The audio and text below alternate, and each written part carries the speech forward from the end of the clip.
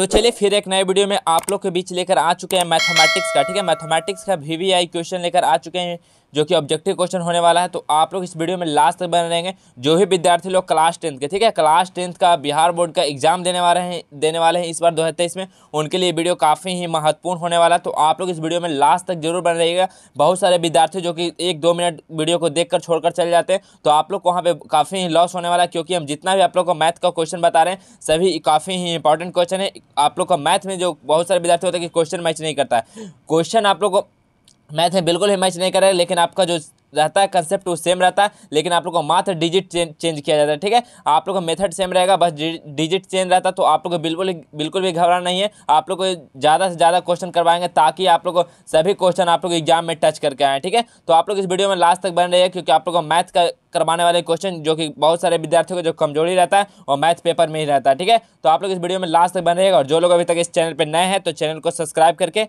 अब bell icon को press कर लीजिएगा। ठीक है, तो चलिए आज की वीडियो को हम स्टार्ट करते हैं, जो कि मैथमेटिक्स का हम आप लोग के बीच लेकर आ चुके हैं काफ़ी इंपॉर्टेंट और वीवीआई क्वेश्चन, जो कि आप लोग को इसे प्रीवियस ईयर में पूछा जा चुका है। ठीक है, प्रीवियस ईयर क्वेश्चन आप लोग ये बोल सकते हैं कि आप लोग पूछा जा चुका है, तो आप लोग इसको बिल्कुल ही मिस नहीं करना है। आप लोग को मात्र एग्जाम में डिजिट चेंज होने का मिलेगा, लेकिन आप लोग का इस सब जो क्वेश्चन रहेगा, क्वेश्चन का टाइप इसी प्रकार का रहने वाला है। ठीक है, तो चलिए हम लोग बिना टाइम वेस्ट किए क्वेश्चन को चलते हैं। तो देखिए फर्स्ट क्वेश्चन क्या है। फर्स्ट क्वेश्चन है 3, 4, 7, 2, 7, 6, 7, 8 का बहुलक है। बताइए, ये सब क्वेश्चन आप लोग बताइए बहुलक का हम आप लोग को क्वेश्चन करवाए हैं कि नहीं। बहुलक का क्वेश्चन करवाए हैं, लेकिन आप लोग देखिए आप लोग बहुलक का क्वेश्चन हमेशा आता है, लेकिन आप लोग को ये डिजिट चेंज रहता है। ठीक है, तो आप लोग का बोर्ड एग्जाम में भी आएगा बहुलक का क्वेश्चन, लेकिन आपको ये डिजिट चेंज आएगा। तो आप लोग मात्र आप लोग कॉन्सेप्ट को ध्यान में रखिएगा, तो आप लोग कुछ भी डिजिट दे आप लोग से जरूर बन जाएगा। ठीक है, तो आप लोग इसलिए बोलते हैं बस वीडियो को आप लोग टाइम निकाल के जरूर देख लीजिए। 20 मिनट और 30 मिनट का वीडियो रहता है, तो आप लोग उसको जरूर देखिएगा, क्योंकि आपका मार्क्स लाना है, आपको रिजल्ट दिखाना है। ठीक है, तो आप लोग इस वीडियो में जरूर लास्ट तक बने रहेंगे। ठीक है, तो चलिए फर्स्ट क्वेश्चन में बताइए कि इसका बहुलक क्या हो जाएगा। तो बहुलक के लिए हम क्या बताए थे कि बहुत ही इजी कंसेप्ट है। जो सबसे ज़्यादा डिजिट जो बार बार रिपीट हुआ जो संख्या उसी को हम लोग क्या बोलते हैं, बहुलक बोलते हैं। तो इसमें सबसे ज़्यादा कौन बार है, तो देखिए 7 आपको क्या दिख रहा है, 3 बार दिख रहा है, और 3 क्या एक ही बार दिख रहा है, 4 कितना बार दिख रहा है, एक ही बार दिख रहा है। तो इसमें से कौन हो जाएगा बहुलक, तो देखिए 7 का संख्या सबसे ज़्यादा है, तो बहुलक क्या हो जाएगा, तो 7 हो जाएगा। ठीक है, तो ऑप्शन नंबर सी बिल्कुल फर्स्ट का करेक्ट हो जाएगा। ठीक है, चलिए नेक्स्ट क्वेश्चन को हम लोग चलते हैं। नेक्स्ट क्वेश्चन देखिए 13 और 19 के बीच समांतर माध्य है। बताइए 13 और 19 के बीच जो समांतर माध्य क्या हो जाएगा।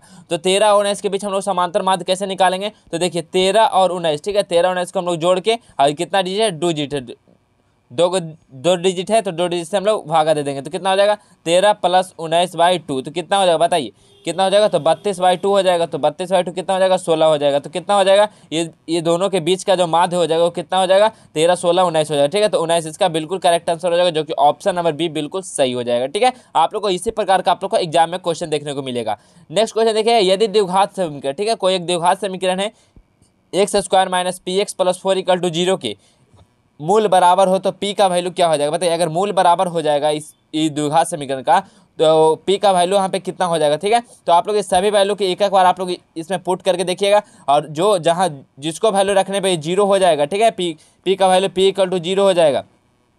ठीक है, 0 के इक्वल हो जाएगा, तो वही क्या हो जाएगा, p का वैल्यू हो जाएगा। ठीक है, तो देखिए हम यहाँ पे बारी बारी रखते हो, तो 3 का हम रखेंगे तो कितना हो जाएगा, 3 का स्क्वायर - 3p + 4 = 0। तो यहाँ देखिए 3 का स्क्वायर कितना हो जाएगा, 9 - 3p + 4 = 0। तो कितना हो जाएगा देखिए यहाँ से, तो यहाँ पे हम लोग 3p को उस साइड कर देंगे, तो कितना हो जाएगा, 9 × 4 = 13 = 3p। तो बताइए 13/3 = p। तो देखिए 0 नहीं हुआ है p के, तो इसलिए क्या ये वैल्यू नहीं हो जाएगा सर। चलिए 4 को एक बार रख के देखते हैं, तो 4 का वैल्यू हम रखेंगे तो क्या हो जाएगा, 4 का वैल्यू रखेंगे तो 4 का स्क्वायर कितना हो जाएगा, डायरेक्ट हम कर देते हैं, देखिए 16 हो जाएगा, 16 - 4p + 4 = 0। तो बताइए कितना यहाँ पे देखिए क्या हो जाएगा, 4 का स्क्वायर 16 + 4p + 4। ठीक है, आप लोग इसको सॉल्व कीजिएगा तो आप लोग का +-4 हो जाएगा। ठीक है, तो ऑप्शन नंबर बी करेक्ट हो जाएगा। चलिए नेक्स्ट क्वेश्चन को हम बढ़ते हैं। नेक्स्ट क्वेश्चन देखिए क्या, यदि a और b अभाज्य संख्या है, तो a और b का लसाअ क्या हो जाएगा। बताइए a और b क्या है, एक अभाज्य संख्या है, तो a और b का लसाअ क्या हो जाएगा। ए और बी देखिए, कोई ए और बी मतलब अभाज्य संख्या, मतलब जो एक अपने के अलावा किसी और से नहीं कटे। ठीक है, तो देखिए मान लेते हैं एक ये है और ये 3। ठीक है, इसका हम लोग को लसा करेंगे तो क्या हो जाएगा, एक दूसरे का क्या हो जाएगा, मल्टीप्लाई हो जाएगा। ठीक है, तो 1 × 3 हो जाएगा, यही तो हो जाएगा इसका भी लसा, तो 3 इसका लसा ये हो जाएगा। तो यहाँ पे क्या बोला, ए और बी को संख्या दिया गया जो अभाज्य है। ठीक है, तो मान लिया ए और बी क्या है, ये अभाज्य संख्या है, इसका लसा क्या हो जाएगा, तो ए गुना बी हो जाएगा। तो ऑप्शन नंबर क्या हो जाएगा, तो ऑप्शन नंबर बी सी इसका बिल्कुल करेक्ट हो जाएगा, ए इंटू बी हो जाएगा। ठीक है, चलिए नेक्स्ट क्वेश्चन की ओर बढ़ते हैं। नेक्स्ट क्वेश्चन, बिंदु x कॉमा बाई की दूरी मूल बिंदु से क्या हो जाएगा। कोई एक बिंदु है x कॉमा बाई, ठीक है, एक बिंदु x कॉमा बाई, और जो बोला है मूल बिंदु से इसका दूरी क्या हो जाएगा। तो मूल बिंदु से इसका दूरी क्या हो जाएगा, तो फॉर्मूला हम लोग क्या जानते हैं, x2 माइनस x1 के whole square plus y2 minus y1 के होल स्क्वायर। ये होता है यहाँ पे हम लोग जहाँ पे x1 x2 देखिए x1 और y1 की जगह हम लोग मूल बिंदु 0 रख देंगे, तो यहाँ पे क्या फॉर्मूला हम लोग आ जाएगा, तो यहाँ पे x square plus y square हम लोग इसको बोल सकते हैं अंडर रूट में। ठीक है, तो ये क्या हो जाएगा, मूल बिंदु से जब हम लोग डायरेक्ट फार्मूला रखना होता है, कोई अगर बिंदु दिया रहेगा आप लोग, जैसे आप लोग को कोई बिंदु रहा 3,4, ठीक है, इसको अगर बोलेगा कि मूल बिंदु से, ठीक है, मूल बिंदु से आप लोग को दूरी निकालना है, तो आप लोग क्या कीजिएगा, तो ये फार्मूला रखिएगा अंडर रूट कितना 3 का स्क्वायर और प्लस 4 का स्क्वायर। ठीक है, तो आप लोग मूल बिंदु से आप लोग को दूरी यहाँ से फाइंड आउट हो जाएगा डायरेक्टली। ठीक है, तो आप लोग ये फार्मूला को यूज कर सकते हो, तो इसका correct answer option number B हो जाएगा। ठीक है, चलिए नेक्स्ट क्वेश्चन है क्या है, एक समबाहु त्रिभुज। कोई एक समबाहु त्रिभुज है, समबाहु त्रिभुज किसको कहते हैं, जो तीनों कोनों का मान 60 डिग्री होता है। ठीक है, तो एक समबाहु त्रिभुज है ABC, एक भुजा जिसका है 12 सेंटीमीटर, तो इसका ऊंचाई क्या हो जाएगा। ठीक है, एक समबाहु त्रिभुज, देखिए यहाँ पे एक समबाहु त्रिभुज बना दिए। ठीक है, ये एक समबाहु त्रिभुज है। ठीक है, ये समबाहु त्रिभुज, ये क्या है 60 डिग्री, ये भी है 60 डिग्री, ये भी है 60 डिग्री, ये कितना 12 सेंटीमीटर का भुजा है। तो इसका हम लोग का ये हाइट पूछा है। ठीक है, तो हाइट हम लोग कैसे निकालेंगे, तो देखिए यहाँ से एक हम लोग परपेंडिकुलर लाइन ड्रॉ कर देते हैं, तो ये देखिए ये 60, तो ये कितना हो जाएगा, ये 30 डिग्री हो जाएगा। ये 30 डिग्री जब हो जाएगा और ये 12, ठीक है, तो यहाँ पे इसके सामने वाला ये लंब हो जाएगा, ये लंब हो जाएगा, ये आधार हो जाएगा, ये कर्ण हो जाएगा। तो हम लोग जानते हैं कि साइन थीटा किस में होता है, हम लोग देखिए इसमें कर्ण दिया गया है आप लोग को।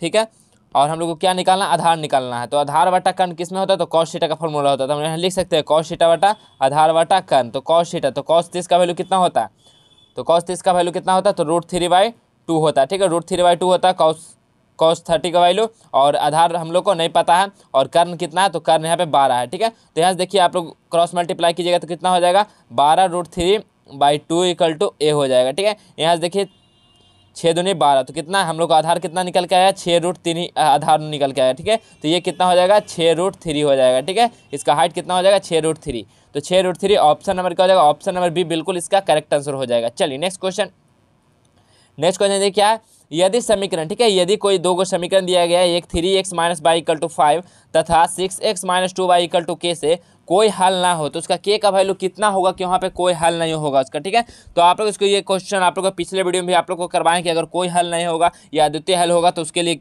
कैसे हम लोग सॉल्व करेंगे, तो उसके लिए हम बता चुके हैं। तो बताइए, यहाँ दो गो समीकरण है, तो इसमें कोई हल ना होगा, तो उसके लिए हम लोग कैसे फाइंड आउट करेंगे, के का वैल्यू कितना होगा कि वहाँ पे कोई हल नहीं होगा। तो के का वैल्यू हम आप लोग को डायरेक्ट बताते हैं कि के का वैल्यू अगर 10 के इक्वल नहीं होगा तो क्या हो जाएगा, कोई हल नहीं होगा। तो यहाँ पे के का वैल्यू आप लोग रख सकते हैं, तो यहाँ पे कोई हल नहीं हो जाएगा। ठीक है, तो ऑप्शन नंबर सी इसका बिल्कुल करेक्ट हो जाएगा। चलिए नेक्स्ट क्वेश्चन, भूमि से 100 मीटर की ऊंचाई तथा 60 डिग्री के उन्नयन कोण पर उड़ती हुई एक पतंग की डोरी की लंबाई क्या हो जाएगी। ठीक है, पतंग की डोरी की लंबाई पूछा था। पहले आप लोग को इस सब क्वेश्चन के लिए एक डायग्राम हम बना देते हैं। ठीक है, भूमि से 100 मीटर की ऊंचाई, ठीक है, ये जमीन है। ठीक है, ये जमीन से क्या है, ये 100 मीटर ऊंचा है। ठीक है, 100 मीटर की ऊंचाई पे है, और वो 60 डिग्री का उन्नयन कोण पर उड़ती है। ठीक है, 60 डिग्री का एक हम उन्नयन कोण बना दिए। ये क्या है, ये 60 डिग्री का उन्नयन कोण है। ठीक है, तो पतंग की डोरी की लंबाई, मतलब ये पूछ रहा है। ठीक है, ये पतंग की डोरी की लंबाई पूछ रहा है कि डोरी की लंबाई क्या हो जाएगी, यही पूछ रहा है आप लोग से। तो बताइए लंब बटा कर्ण किस में होता है। ठीक है, लंब बटा कर्ण किस में होता है, तो साइन थीटा में। तो साइन 60 का वैल्यू हम लोग यहाँ पे लिख देंगे, तो साइन 60, ठीक है, साइन 60 = लंब कितना, हम यहाँ पे नाम लग देते हैं ABC। ठीक है, तो लंब क्या हुआ, तो AB हुआ, और कर्ण क्या हुआ, AC हो गया। ठीक है, तो यहाँ पे देखिए साइन 60 का वैल्यू कितना होता है, तो साइन 60 का वैल्यू होता है √3/2। ठीक है, साइन 60 का वैल्यू √3/2 होता है, और AB का वैल्यू हम लोग देखिए 100 दिया गया है, और AC निकालना है। ठीक है, तो AC यहाँ पे रख दिया, यहाँ पे हम लोग क्रॉस मल्टीप्लाई कीजिएगा तो कितना हो जाएगा, 100 दूनी 200। ठीक है, यहाँ पे हम कर देते हैं कितना हो जाएगा, 200 = √3AC। और यहाँ पे देखिए क्या हो जाएगा, 200/√3AC। तो AC क्या था हम लोग को, ये AC जो था कर्ण था, कर्ण मतलब यानी पतंग की डोरी की लंबाई। ठीक है, यही तो डायग्राम था, तो इसको हम लोग निकालना था। ठीक है, ये 100 था दिया हुआ, और यहाँ पे 60 डिग्री का एक उन्नयन कोण था। ठीक है, तो इसका वैल्यू हम लोग कितना निकल गया, पतंग का डोरी, तो 200/√3। ठीक है, 200/√3 ऑप्शन नंबर क्या हो जाएगा, तो ऑप्शन नंबर सी बिल्कुल इसका करेक्ट आंसर हो जाएगा। चलिए नेक्स्ट क्वेश्चन, यदि 3 सेंटीमीटर, ठीक है, यदि 3 सेंटीमीटर त्रिज्या वाले एक वृत्त पर खींची गई दो स्पर्श रेखा परस्पर 60 डिग्री के कोण पर झुकी हो, तो प्रत्येक स्पर्श रेखा की लंबाई क्या हो जाएगी। आप लोग जैसे पिछले वीडियो देखते आ रहे होंगे, तो आप लोग को ये सब क्वेश्चन आप लोग को हमेशा देखने को मिला होगा। क्यों, क्योंकि आप लोग को बता रहे हैं कि क्वेश्चन का जो पैटर्न रहता है बिल्कुल सेम रहता है, आप लोग को मात्र डिजिट चेंज रहता है, ठीक है। तो आप लोग इस वीडियो को बिल्कुल भी मिस नहीं करना। अगर आप लोग मिस करते तो आप लोग भारी गलती कर चुके गलती कर रहे हैं, ठीक है। तो आप लोग एकदम इस वीडियो में लास्ट तक बनेंगे। आप लोग को मात्र ये सब डिजिट जो रहता है बस आप लोग को यही चेंज मिलेगा। आप लोग तो पिछले वीडियो में भी आप लोग देख चुके हैं कि आप लोग को किस किस टाइप का हम क्वेश्चन करवा रहे हैं, ठीक है। तो आप लोग वीडियो में लास्ट तक जरूर बने रहिएगा। तो बताइए 3 सेंटीमीटर एक त्रिज्या, तो पहले हम एक डायग्राम बनाते हैं जो 3 सेंटीमीटर त्रिज्या वाला एक वृत्त बनाते हैं, ठीक है। तो ये क्या है, एक 3 सेंटीमीटर, हम मान लीजिए 3 सेंटीमीटर है, ये भी 3 सेंटीमीटर वृत्त है। ये क्या बोल रहा है कि जो स्पर्श रेखा है, ठीक है, स्पर्श रेखा से ये कितना, ये 60 डिग्री का एंगल बनाते हैं। तो हम 20 से इसको करें तो कितना हो गया, ये 30 डिग्री हो गया और ये भी 30 डिग्री हो गया, ठीक है। 60 डिग्री का ही हो गया, टोटल कितना हो गया, 60 डिग्री हो गया। तो यहाँ पे देखिए हम लोग जानते हैं कि कोई भी वृत्त पर जब स्पर्श रेखा स्पर्श करते हैं तो यहाँ पे 90 डिग्री का एंगल बनता है, ठीक है। तो ये 90 हो गया, तो ये 90 हो गया, ये 30 हो गया, तो ये कितना हो जाएगा, तो ये 60 डिग्री हो जाएगा। अब बताइए यहाँ पे जो एंगल के सामने का जो थीटा के सामने का जो होता है वो क्या कहलाता है, वो लंब कहलाता है। तो ये क्या हो गया, लंब हो गया, और ये क्या हो गया, आधार हो गया, ठीक है, जो कि 90 पे है तो ये आधार हो गया, और ये क्या कहला जाएगा, ये हम लोग को कर्ण कहला जाएगा। तो बताइए हम लोग को क्या निकालना है, तो ये स्पर्श रेखा की लंबाई इसका निकालना है हम लोग, ठीक है। तो इसको हम लोग नाम कर देते तो ए ओ, ये बी, ये सी, ठीक है। तो हम लोग को ए बी की निकालना है। तो ए बी निकालने के लिए हम लोग किस प्रकार निकालेंगे, तो हम लोग देखिए यहाँ पे आप लोग को लंब दिया गया है, ठीक है। लंब के बाद हम लोग को यहाँ पे आधार भी, लंब के बाद यहाँ पे एंगल दिया गया है, हम लोग को क्या निकालना, आधार निकालना है, ठीक है। तो tan थीटा का हम लोग फार्मूला क्या जानते हैं, तो tan थीटा, ठीक है। तो tan 30 डिग्री था, तो tan 60 इक्वल टू कितना हो जाएगा, लंब बटा आधार, ठीक है। तो लंब कितना था, तो लंब 0 से b, और आधार कितना था, तो आधार है और ए बी, ठीक है, ए बी आधार था, ठीक है। डायग्राम में आप देखें तो tan 30 का वैल्यू कितना होता है, तो 1/√3 होता है, और इसका वैल्यू कितना है, 3 है, और ए बी, ठीक है। इसको हम लोग क्रॉस मल्टीप्लाई करेंगे तो कितना हो जाएगा,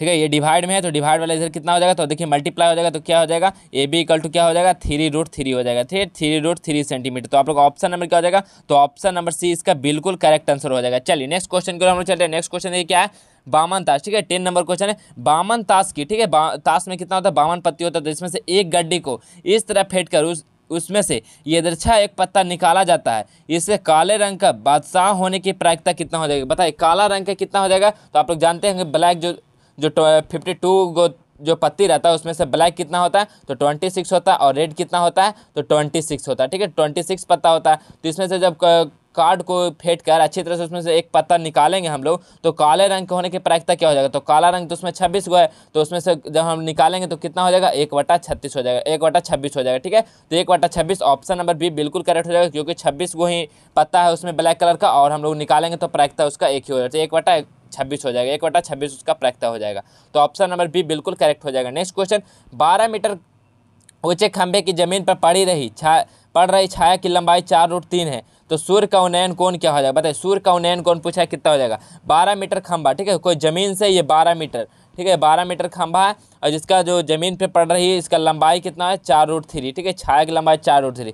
तो इसका उन्नयन कोण पूछा है, कितना हो जाएगा, एंगल पूछा है, ठीक है। तो हम लोग क्या जानते हैं, तो tan थीटा इक्वल टू क्या होता है, लंब बटा आधार। तो यहाँ पे हम लोग लिख देंगे tan थीटा इक्वल टू क्या हो जाएगा, लंब बटा आधार, ठीक है, लंब बटा आधार। तो बताइए tan थीटा हम लोग को निकालना ही है, थीटा, और लंब यहाँ पे कितना है, तो लंब भी कितना है, तो ये 12 है, और आधार कितना है, तो आधार 4√3 है, ठीक है, 4√3, 4 3 12। अब बताएं यहाँ पे कैसे हम लोग लिख सकते हैं, तो tan थीटा इक्वल टू यहाँ पे ऊपर लिख सकते हैं √3 इंटू √3, √3 इंटू √3 क्या होता है, 3 होता है, तो यहाँ पे ऐसे लिख दिए, और 3√3 कैंसिल आउट। बताइए तो यहाँ पे tan थीटा √3, tan थीटा में √3 कितना का वैल्यू होता है, बताइए tan थीटा में √3 कितना का वैल्यू होता है, तो हम यहाँ पे लिख देते हैं tan थीटा इक्वल टू क्या हो जाएगा, tan 60 का वैल्यू होता है, कितना होता है, √3, tan से tan कैंसिल आउट, कितना हो गया, theta equal to 60 degree, theta equal to 60 degree. तो ऑप्शन नंबर क्या हो जाएगा, तो ऑप्शन नंबर ए बिल्कुल इसका करेक्ट हो जाएगा, 60 डिग्री। चलिए नेक्स्ट क्वेश्चन बहुत ही इजी क्वेश्चन है। ट्रेंगल ए बी सी एक समकोण त्रिभुज है जिसमें से एंगल सी 90 है, तो कॉस ए प्लस बी का मान क्या हो जाएगा। बताइए ये क्या है, एक समकोण त्रिभुज, ठीक है, समकोण त्रिभुज हम बना दिए, ठीक है, समकोण त्रिभुज हमको नाम कर दिए ए बी सी, ठीक है, ए बी सी। ये कितना है, 90 है। जब ये 90 है तो तीनों कोणों का मान कितना होता है, 180 होता है। तो जब 180 होता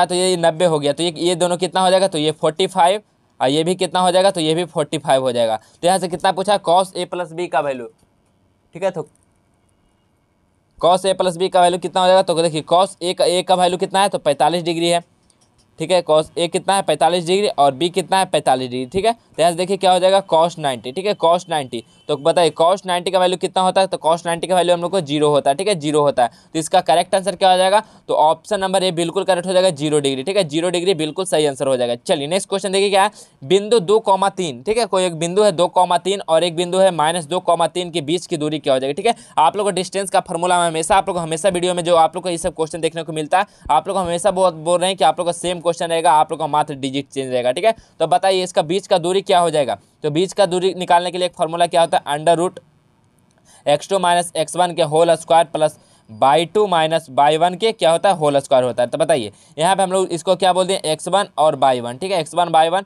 ये क्या हो गया x2 और y2। तो हम लोग यहाँ से वैल्यू को पुट करेंगे तो कितना हो जाएगा, तो देखिए -2 और -2 के होल स्क्वायर, ठीक है, और प्लस यहाँ पे क्या हो जाएगा 3 - 3 के होल स्क्वायर, ठीक है। यहाँ से बताइए कितना हो जाएगा,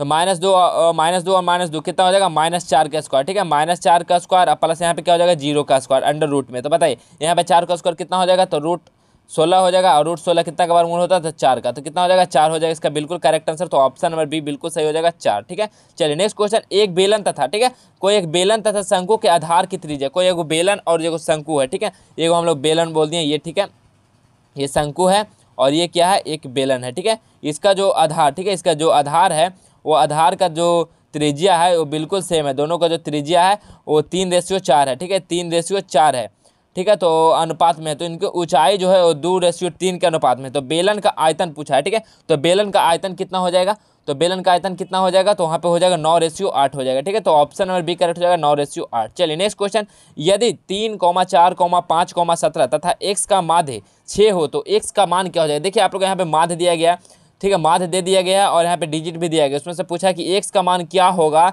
जब उसका माध्य 6 हो जाएगा, ठीक है। तो x का मान क्या हो जाएगा, तो हम लोग कैसे निकालेंगे, तो देखिए जितना टोटल अंक है उसको हम लोग ऐड कर देते हैं, ठीक है। तो 3, 4, 5 प्लस 17 प्लस 17 प्लस x, ठीक है, और कितना डिजिट है, तो देखिए यहाँ पे 5 डिजिट है, इक्वल टू कितना माध्य दिया गया 6 दिया गया, ठीक है। तो हम लोग इसको कैसे निकालेंगे, तो देखिए इसको हम लोग इधर कर देंगे तो कितना हो जाएगा 6 × 5 = 30, ठीक है, इधर 30 हो जाएगा और टोटल संख्या को हम लोग ऐड करते हैं। तो टोटल संख्या को ऐड करेंगे कितना हो जाएगा 17 × 3 = 20 और 4 = 29, ठीक है, 29 प्लस x, और इसको हम लोग जब इधर करेंगे तो कितना हो जाएगा 6 × 5 = 30, ठीक है। तो x इक्वल टू क्या हो जाएगा 30 और इधर इसको लाएंगे तो क्या हो जाएगा -29। तो x इक्वल टू कितना निकल गया है, तो x इक्वल टू हम लोग को 1 निकल गया है, ठीक है, x इक्वल टू 1। तो ऑप्शन नंबर क्या हो जाएगा, तो ऑप्शन नंबर ए बिल्कुल करेक्ट हो जाएगा 1 हो जाएगा, ठीक है। x का मान यहाँ पे 1 होगा तो उसका माध्य 6 आ जाएगा, ठीक है। चलिए नेक्स्ट क्वेश्चन को हम लोग पढ़ते हैं।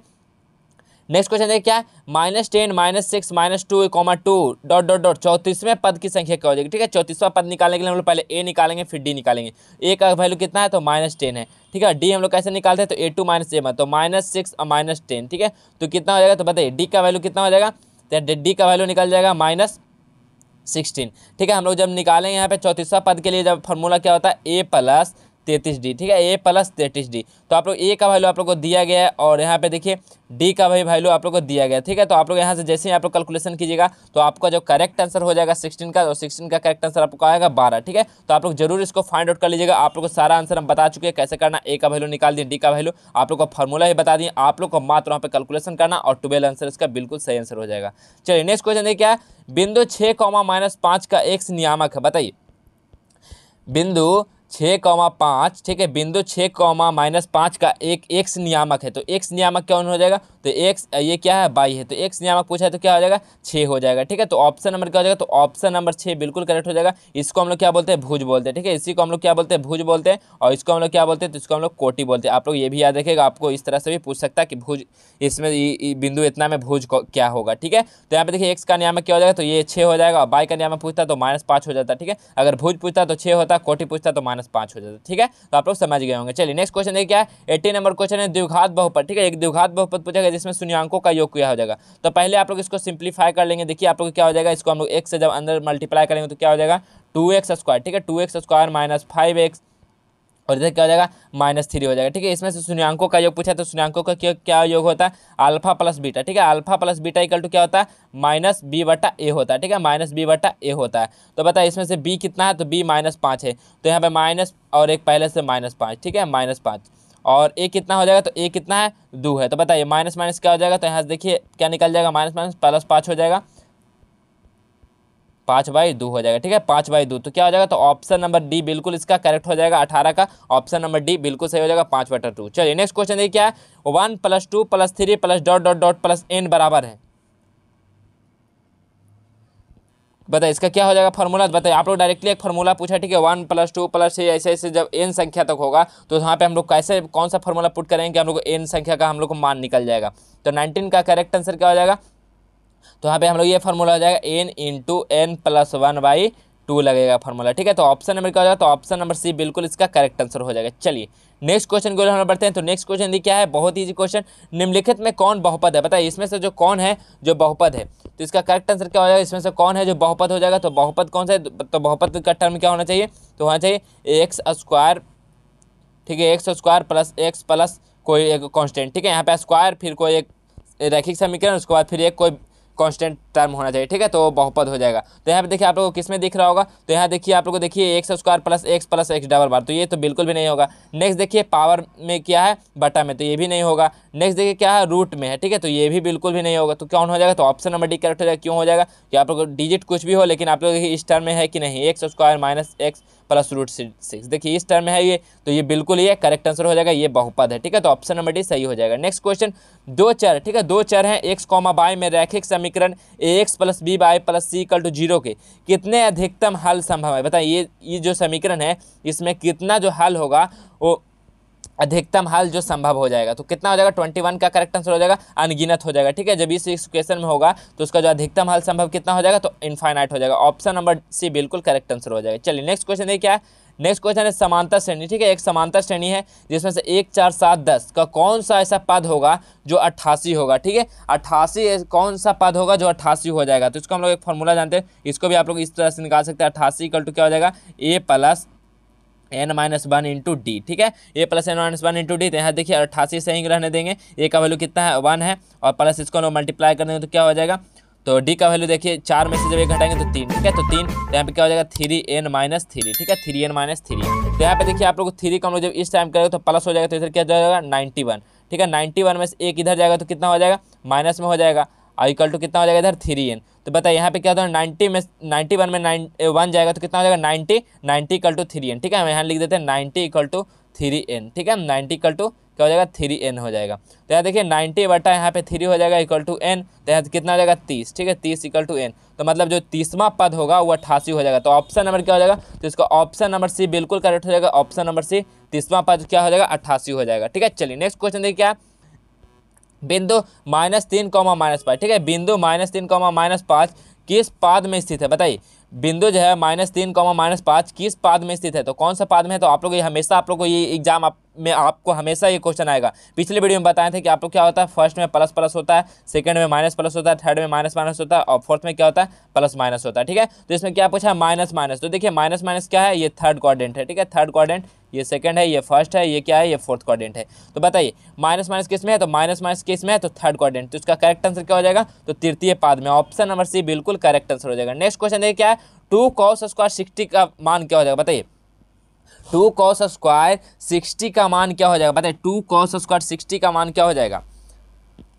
तो 2 cos स्क्वायर 60 का मान क्या हो जाएगा, तो बताइए 2 cos स्क्वायर 60 का मान क्या हो जाएगा। तो देखिए 2 और cos 60 का मान कितना होता है, 1/2 होता है, तो स्क्वायर है तो स्क्वायर कर दिए यहाँ पे, तो कितना हो जाएगा 2 × 1/4। यहाँ से 2 को हम लोग कट कर दें तो कितना है 1/2, ठीक है, 1/2। तो ऑप्शन नंबर क्या हो जाएगा, तो ऑप्शन नंबर डी बिल्कुल करेक्ट हो जाएगा, 1/2। चलिए नेक्स्ट क्वेश्चन देखिए क्या है, निम्न में से किस द्विघात बहुपद के शून्याङ्कों का योगफल 3 तथा गुणनफल -10 है। बताइए इसमें से जो कौन सा समीकरण बन जाएगा, तो कौन सा समीकरण हो जाएगा, तो बताइए हम लोग जानते हैं इसको, जब अगर आप लोग को शून्याङ्कों का योगफल और गुणनफल दिया रहेगा तो आप लोग को ये इक्वेशन होता है, इसमें आप लोग जब दोनों का वैल्यू रखिएगा तो आप लोग का एक इक्वेशन बन जाएगा, किस तरह का, तो आप लोग देखिए x² - अल्फा + बीटा x, और यहाँ पे क्या होता है प्लस अल्फा